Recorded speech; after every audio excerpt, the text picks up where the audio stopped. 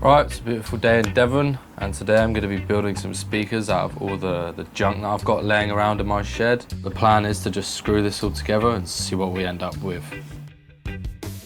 Let's start with the 12-inch flares, which are going to be the main body for this build. So these are Eminence 12-inch flares. I think they're made out of 5-lam, like 18mm ply. Nothing crazy. They got some pretty dodgy connectors on the back. And the actual flares, I think they're made out of like a 3mm birch or something. So the idea of this is I have some of these like Yamaha horns laying around. Was just thinking like they should like mount on there pretty well, and yeah, make a nice like coaxial design. So I went ahead and just like started taking the backs off, and yeah, whoever built these never filled the voids behind the flares, so I decided that was something I was going to do. But yeah, the overall like build quality of these is pretty garbage. So to fill the voids, I started off by using some expanding foam. This is just like, you know, your usual construction stuff, and just like sprayed them in the holes and tried to like spread it around as evenly as possible.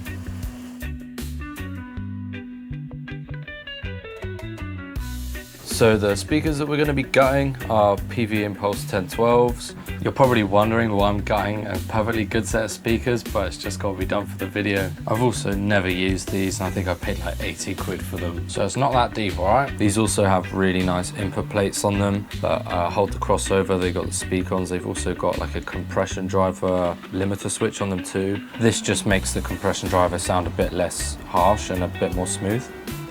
So I started taking these apart, started off with the grills. They just like came off with 4 screws, and then moved on to the driver. And yeah, they were pretty stuck in there, so they came out with a bit of a pop. So then moving on to the back, proceeded to start unscrewing the back plate, and that came out in one nice solid piece. And then proceeded to remove the compression driver, and also the mounting plate for the compression driver too, as these will probably come in handy. So these are the parts we managed to take out of the speaker. It's a Black Widow 12 RX22 comp, the mounting plate and the crossover plate with all the connectors and switches. All really nice parts considering how much I paid for these speakers. So further down the line, the expanding foam didn't actually expand enough, so I ended up filling the rest up with bubble wrap, and then drilled the holes for the compression driver cables. So the next step was to start cutting out the holes for the connector plates to sit into. So basically just like, I actually did quite a thorough job with the marking of these where they're going to be cut out, and then just got a jigsaw and just like basically just sent it straight through the backs. I didn't really care too much about being too neat or anything. I kind of just cut it as quickly as possible. I mean, the whole point of these isn't about being all neat and tidy, so. Next was mounting the plates, and I just like roughly lined them up to where like it looked pretty central. And then yeah, just use some black screws just straight into the wood, yeah, and just zip them down, and yeah, it looks all right actually. I then began prepping the compression drivers by starting to solder the cables that would link to the crossover.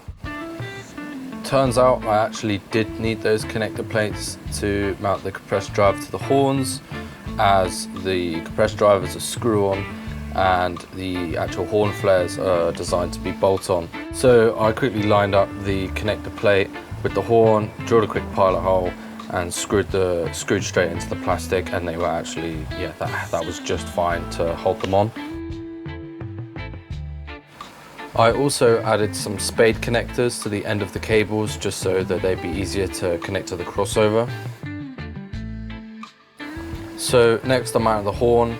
I just quickly worked out the center point of the cab and lined it up with the horn, and then just drilled straight into the wood, and yeah, it held it up pretty good.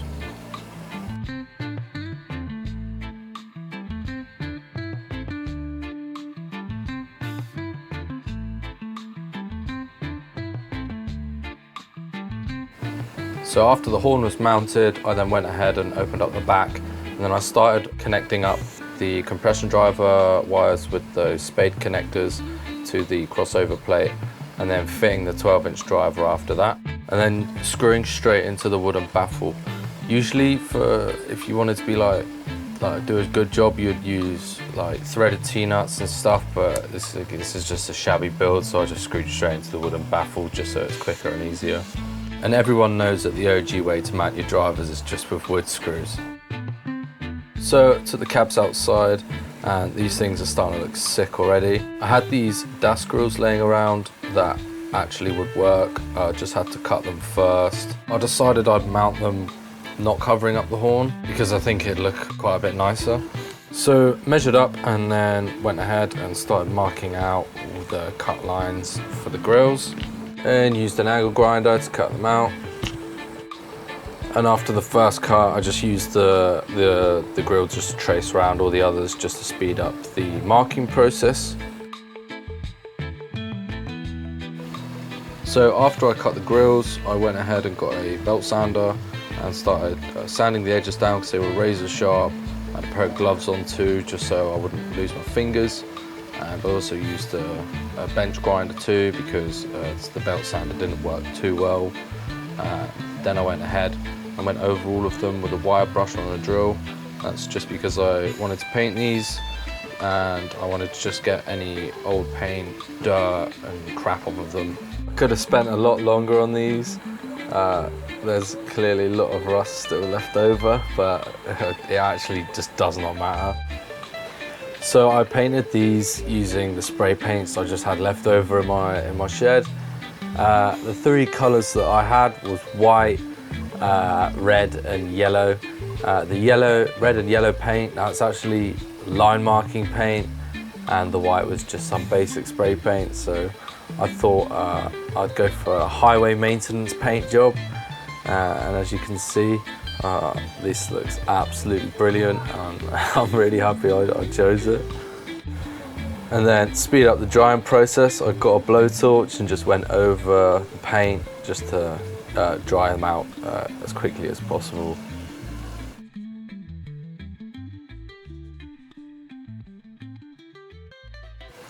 And then because I just saw the opportunity, I thought I'd spray LSC on the top grills just to make them authentic. And I must say, because the cabinets are black, these grills actually pop really nicely and they actually stand out so well. To mount the grills, I just again used wood screws, and because I cut them to size, I was able to just screw them straight into the wooden fronts.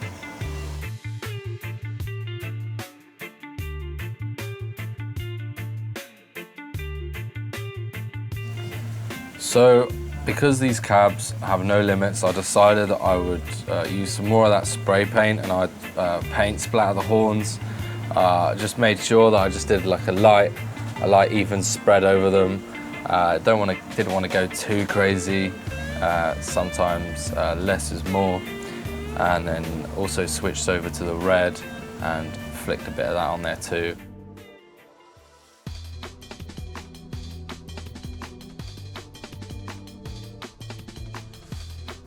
So then to kind of continue the crazy paint job with these, I thought that because there's nothing on the side, I would also spray paint the name on the side. And again, started off with the first colour and then went over them again with the second colour and made like a really nice like popping effect.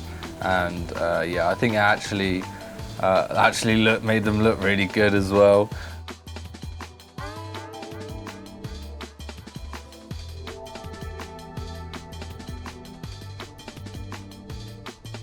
So then I thought I'd put on a cheeky 23 just for the finishing touch, and I'm really happy with how these look. I actually ended up giving these away to a mate of mine and just like said that just give them to whoever. So keep an eye out and you might catch them in the near future.